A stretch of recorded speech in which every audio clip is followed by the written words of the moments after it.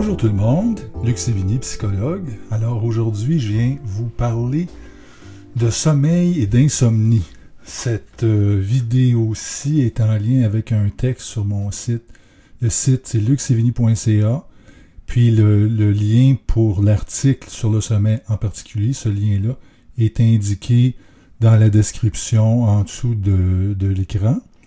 Encore une fois, on fait ces vidéos-là, surtout ces temps-ci, puisque les gens sont en manque d'intervenants, en manque d'aide.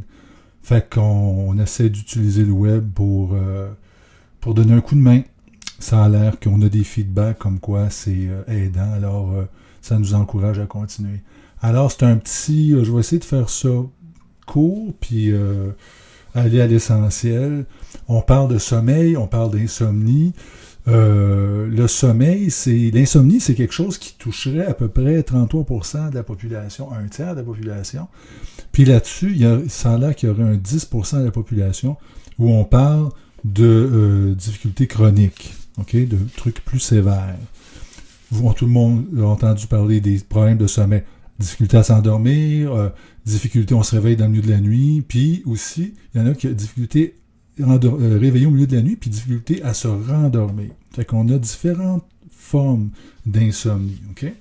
On va voir dans ce que je vais vous dire, les choses importantes, des paramètres importants qui reviennent quant à l'insomnie, c'est l'horloge biologique, okay? Puis la fatigue accumulée. L'horloge biologique, c'est comment dans le cerveau, il y a des fonctions qui font qu'il s'attend à se coucher à telle heure, à dormir à telle heure, à se lever à telle heure, à faire telle chose à tel moment. Okay? Il y a une horloge intégrée, il y a une horloge biologique. Okay? Fatigue accumulée, c'est un corps qui fait rien de la journée, va être moins fatigué le soir, puis va avoir moins besoin de sommeil. Okay? Fait que ça va être les deux paramètres qui vont revenir. Okay? Qu'est-ce qui nuit au sommeil, premièrement? Les personnes qui souffrent de difficultés psychologiques, ok, juste prenons par exemple l'anxiété et la dépression, sont des conditions, des états qui nous amènent à être dans notre tête, pas à ruminer. La dépression, c'est une de ses caractéristiques, c'est la rumination. L'anxiété va penser à qu'est-ce qui va se passer. On est dans notre tête. C'est ça qui nous tient réveillés. Fait que ça va être en lien. Okay? La santé psychologique, émotionnelle.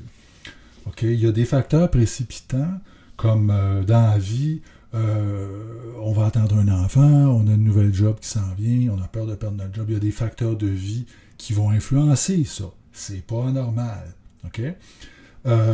Des choses qui vont... le vieillissement. Là, en vieillissant, on risque plus de faire de l'insomnie. On va moins dormir, puis on va être plus fragile à ça. Fait que c'est pas anormal. Qu'est-ce qui va nous aider dans notre sommeil? Okay? Premièrement, comme dans l'article, si vous l'avez lu, il faut aller le lire si vous ne l'avez pas lu, préparez notre sommeil. Si je ne me prépare pas, puis je fonctionne à 100 000 à l'heure jusqu'à 11h moins 5, puis je suis dans le lit à 11h, c'est pas une grosse surprise qu'on va avoir de la misère à dormir.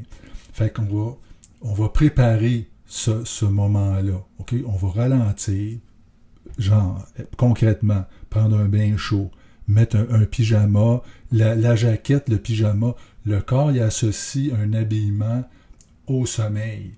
Si j'attends, je dis que je me couche à 11h, puis qu'à 11h moins 5, je suis en habit de travail, assis carré dans le salon, pour lui, il n'est pas question de sommeil, il est question de travail. Fait que je vais prendre un bain, je ralentis, je vais mettre un pyjama, je vais mettre la robe de chambre, il va associer ça, il s'attend à ça. Éteindre les ordinateurs, éteindre les écrans, éteindre les téléphones au moins 1 heure avant d'aller se coucher. Si on est, encore une fois, on stimule le cerveau il est en action, il va avoir de la misère, il va ralentir. Fait que ne pas avoir d'activité stimulante, c'est d'écouter une émission de télévision, de lire un livre, d'écouter de la musique. Si c'est de la musique qui me tient réveillé, moi je dis en blague, je vais écouter de la musique plate, comme ça va m'aider à m'endormir. Si j'écoute quelque chose que j'ai le goût d'entendre la suite, puis que ça me tient réveillé, c'est clair que c'est pas une bonne idée. Fait qu'on fait toutes sortes de choses pour se ralentir. OK? quelqu'un d'anxieux, quelqu'un qui a un pied dans la dépression, le simple téléjournal de 10 heures est décommandé. Si je vois quelqu'un qui est en dépression, ça fait partie des choses que je vais lui dire de faire puis de ne pas faire. On sait, le cerveau, lui, ne fait pas la différence entre la réalité et la non-réalité. Fait que si je regarde le téléjournal de 10 heures, puis il est en Afghanistan, puis il est en train de se choquer contre un tel politicien, lui, pour lui, il vient de vivre ça. C'est pas un téléjournal qu'il a regardé à la télévision, fait qu'il va être stimulé, puis ça va l'empêcher, ça va le nuire à son sommeil. Toutes des petites choses. Là, on parle de préparation. OK? Là, on revient aux 2 points de tantôt. On parlait d'horloge biologique puis d'activité physique. Quand on parle d'horloge biologique, on va parler de coincer nos heures de sommeil ensemble. OK? Si je sais depuis le temps que moi, ça me prend à peu près 8 heures de sommeil, ben je vais me coucher à 10 heures, je vais me lever à 6 heures, ça me fait 8 heures. OK, mettons que je prends ça comme habitude. Le cerveau aime les rituels, les choses, les habitudes. Fait qu'on essaie de garder ça, de faire un petit rituel avec tout ça.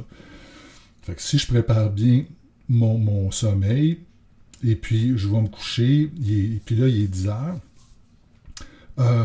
puis mettons que je dors mal cette nuit-là.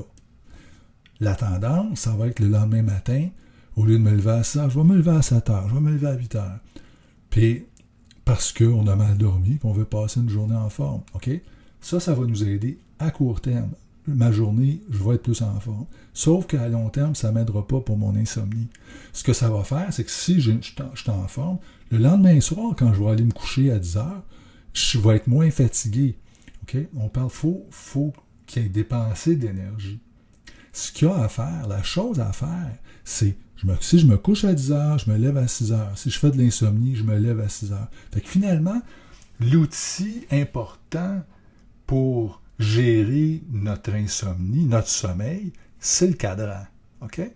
Fait que si je mets le cadran à 6 heures, je me lève à 6 heures. J'ai fait de l'insomnie, je me lève à 6 heures. Puis, ce qui peut arriver, c'est que je vais avoir une journée que je ne serai pas en forme. Puis, vu que je ne serai pas en forme, le soir, quand je vais arriver à 10 heures, j'ai plus de chances de dormir. Puis, si je me lève à 6 heures puis je ne suis pas en forme parce que j'ai fait de l'insomnie, mais n'allez pas vous coucher à 8 heures parce que vous êtes fatigué. Vous vous couchez à 10 heures quand même. OK? Il faut que mes heures, les heures dont j'ai besoin restent là.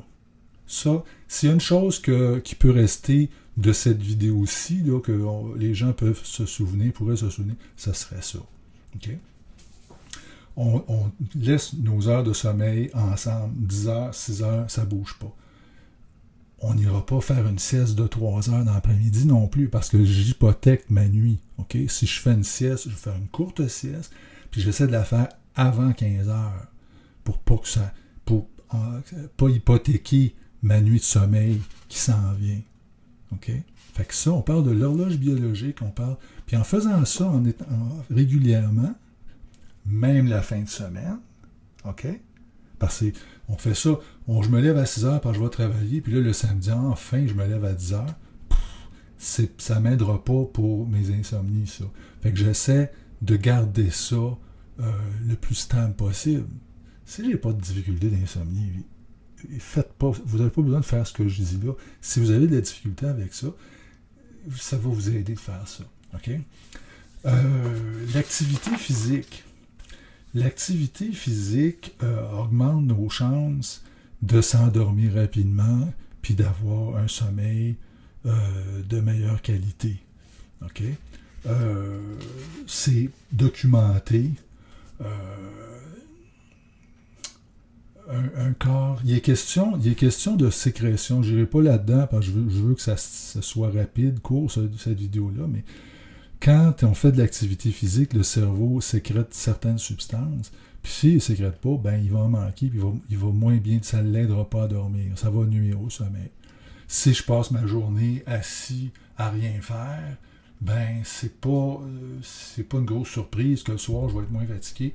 Puis mon sommeil risque d'en être affecté. Fait que d'essayer d'être actif physiquement, c'est l'autre paramètre important. Okay? Ça va jouer sur mon sommeil. L'insomnie, c'est pas une maladie. Okay? C'est quelque chose qui se gère, c'est quelque chose qui s'apprend. C'est que quand on souffre d'insomnie, on va parler de réapprivoiser notre sommeil. Okay? Puis dans les méthodes, dans les choses à faire, à part de ce dont j'ai parlé là, les thérapies cognitives comportementales sont les thérapies apparemment les reconnues pour avoir un impact, là, une façon de travailler qui a un impact positif, statistiquement positif sur le sommeil. Okay? En gros, pourquoi?